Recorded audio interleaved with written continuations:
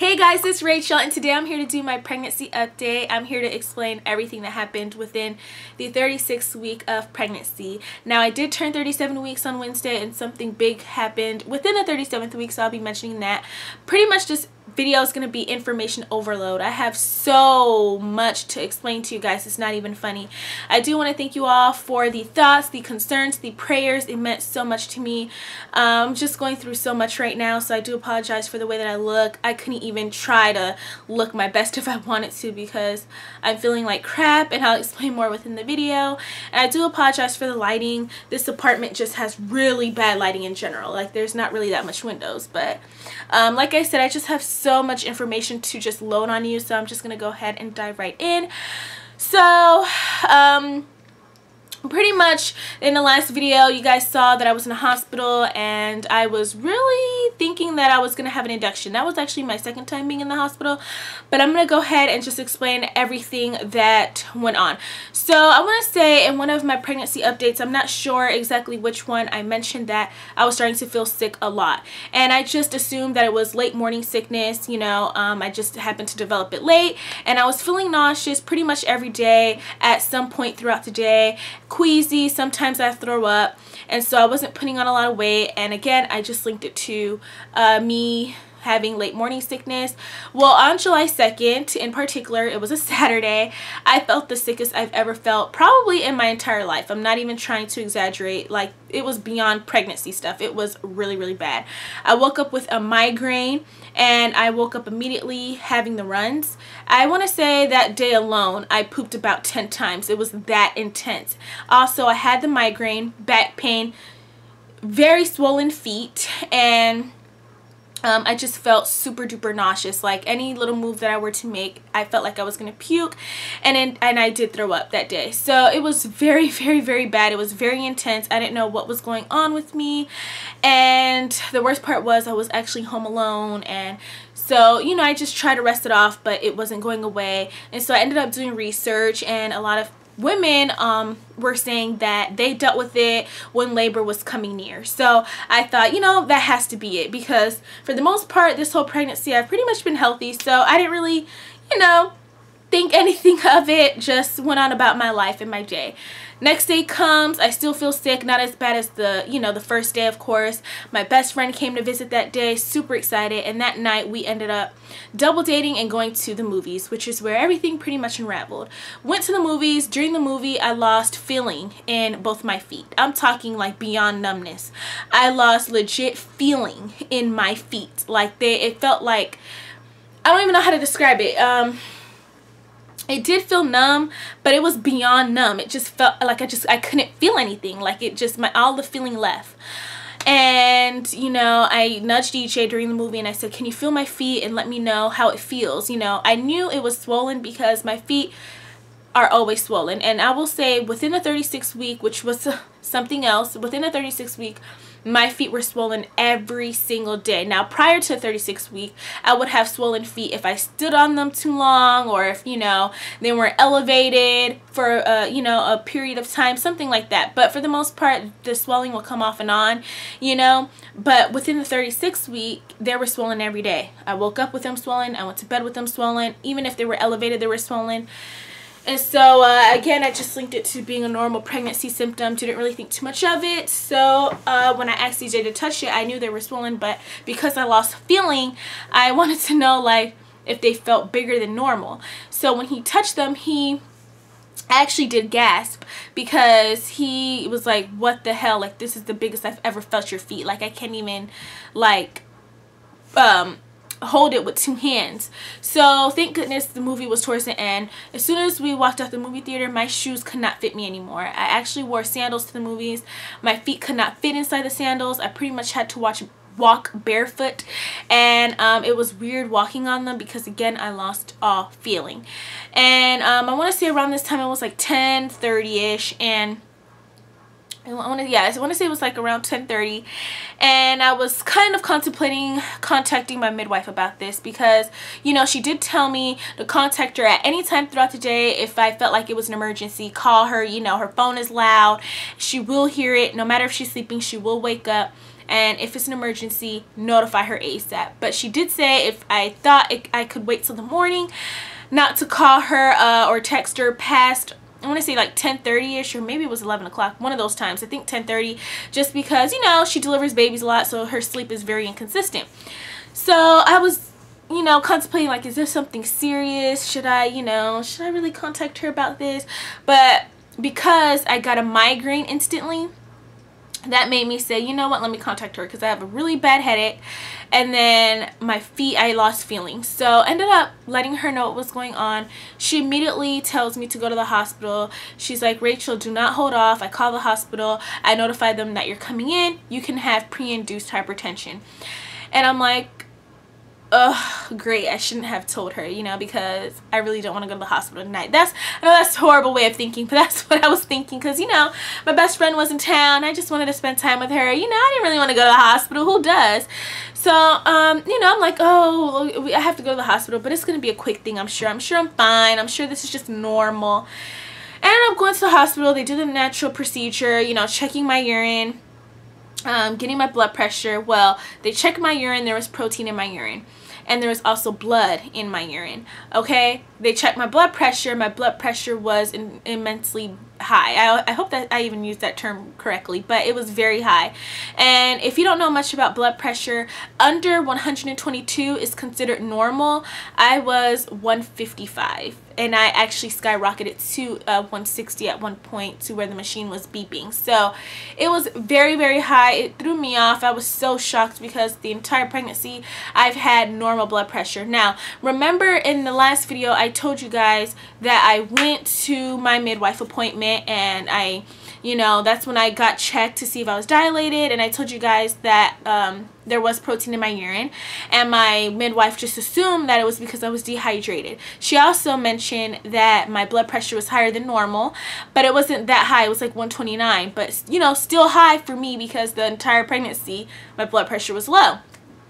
And so, you know, in my mind, I'm like, well, maybe it's because I had, you know, fried chicken earlier that day. But, you know, my nurse was like, okay, but that was earlier in the day. Like, you know, and I didn't eat anything afterwards. And I didn't even eat a lot of it, because, you know, again, I've been feeling really sick. So, you know, of course, they run tests. They take my blood. The blood samples all came back normal, and they told me, you know what, we think you have preeclampsia or preeclampsia. I'm not sure of the correct pronunciation. So they send me home with this huge bottle, and they're like, you know, you're going to do a 24-hour urine test. We're going to pee in this for 24 hours. We're going to check the urine.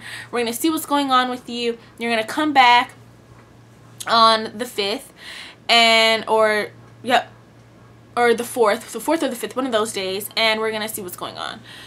So, you know, I peed in a cup or whatever. Oh, and then also they told me no sodium, or very, very low sodium. Excuse me, because my blood pressure was so high. Now, before, I will say this, they did leave me in the hospital for a very long time, until my blood pressure lowered as low as it could, but it was still considered high. It was, I want to say I left the hospital with the blood pressure of like 135-ish, which was good considering I came in with like 158 or something. So I ended up leaving. Like I said, I did the 24-hour peeing, and then I came back in, and not straight to the hospital. I went to my midwife first. She wanted to see what was going on, and my feet were swollen. And, you know, keep in mind, I've been keeping them elevated, just trying to be the best that I could be. I didn't have any sodium, pretty much. Like, I ate salad. Everything that I ate was like no sodium, and if it did have sodium, it was so light that it was like barely there. You know what I'm saying? So I go to my midwife appointment thinking that, oh, my blood pressure is going to be normal. It was high. And then I still had a little protein in my urine. And she came back with my results from the Strep B test. Remember, I did get checked for that, and I mentioned it in my last video. I didn't have it, but I did have a vaginal infection. And I forgot what, it was a vaginal infection, and then there was something else that I had within the vaginal area, but it wouldn't have caused all that was going on. So she did put me on antibiotics. She did tell me, you know, if you go to this, you're gonna go to the hospital right now. We're gonna have your urine checked, and if you do have preeclampsia or preeclampsia, we think it's best that you get induced and we just get them out right now, because you know it's a lot can happen. And she also said, you know, because I'm pretty much full term, even though they want me to, like, they said that of course they want him to cook a little more pretty much, but I'm pretty much full term. So they thought at the time, like, you know, if I do have it, I'm going to have to be induced. And then also when I was at my appointment, she noticed when she checked my belly that it was swollen under my belly. And in my night in the life, I mentioned to you guys how it was sore down there, and I couldn't tell. I was like, yeah, it's super sore and I don't know what's going on. Well, my midwife notified me that area is super swollen, so she feels like I'm borderline pre-induced hypertension, or I'm borderline preeclampsia if I don't have it already. So that's pretty much what she said. Also, she did check the vagina again, and I am dilated. So the last video I said that I wasn't dilated at all, and I mentioned that my cervix was thinning and it was like really up close in front, so that was a good sign. But now I am dilating. I am pretty much 2 centimeters dilated, so that's really good. But he's still really high up. So EJ and I ended up going to the hospital. I want to say we went around like 11 o'clock, and we were there all day. I did get more blood work done. My blood pressure was still really high. It actually went up to 160. And again, they don't really know what's going on. Like they said, they think I'm borderline pre-induced hypertension or borderline preeclampsia or preeclampsia. I ended up not having preeclampsia, thank God. But again, I'm borderline something because my feet are always swollen. I have a little protein in my urine. And then I'm having headaches all the time.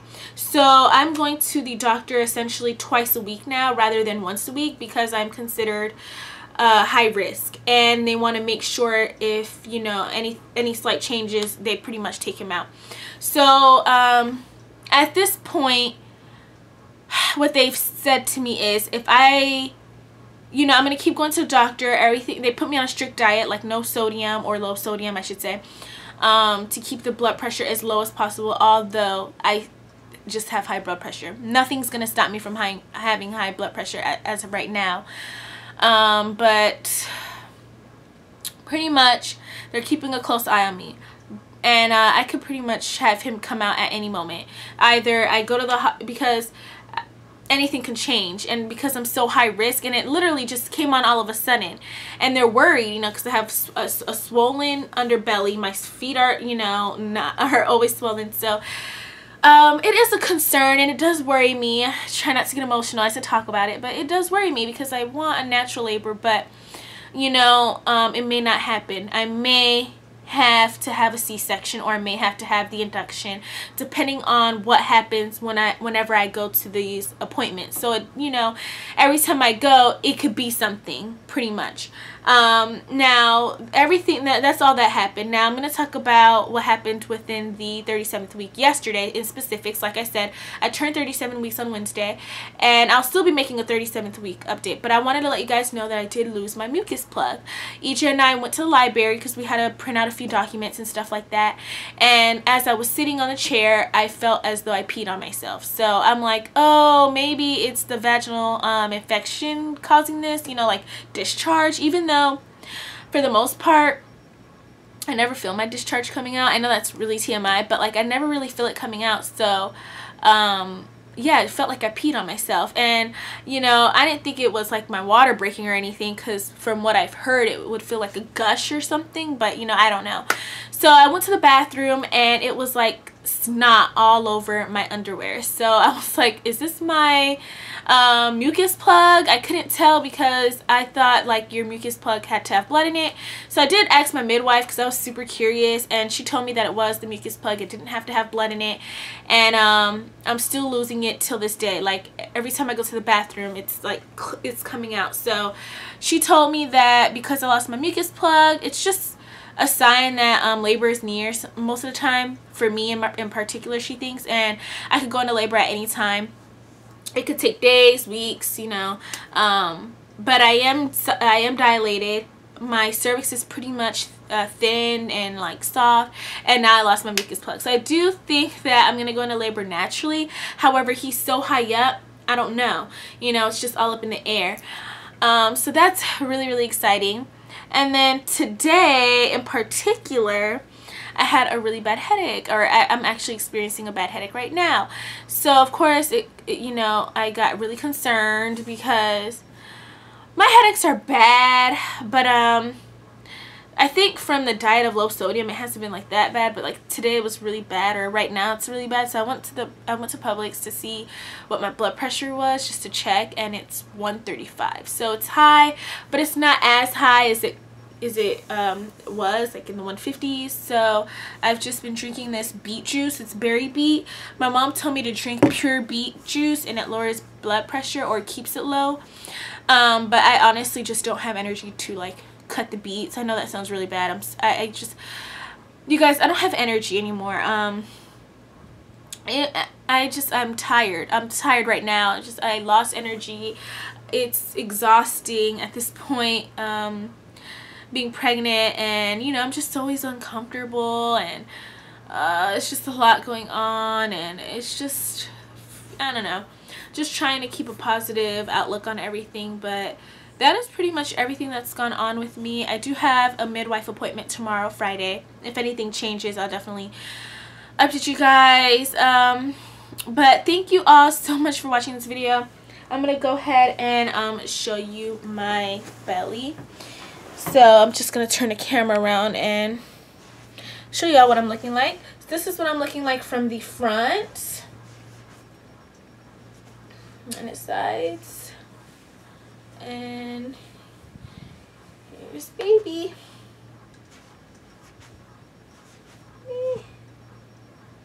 His little movements are getting kind of painful nowadays. So that is everything. I also wanted to mention to you guys, and I know this video was so long and I apologize for that. Like I said, let me move it. Like I said, it was information overload, but I wanted to also mention that I had an ultrasound done and he is completely fine, thank goodness. All the problems are with me, but of course they don't want it to get to him. They don't want him to be stressed out. So like I said, at this point I am going to the doctor about twice a week. So I'm going tomorrow, and if anything big happens, like you know, she tells me something major, then I will definitely make a little mini update like I did within the last video. So thank you all so much for watching, and until next time, I'll talk to you later. Bye everyone.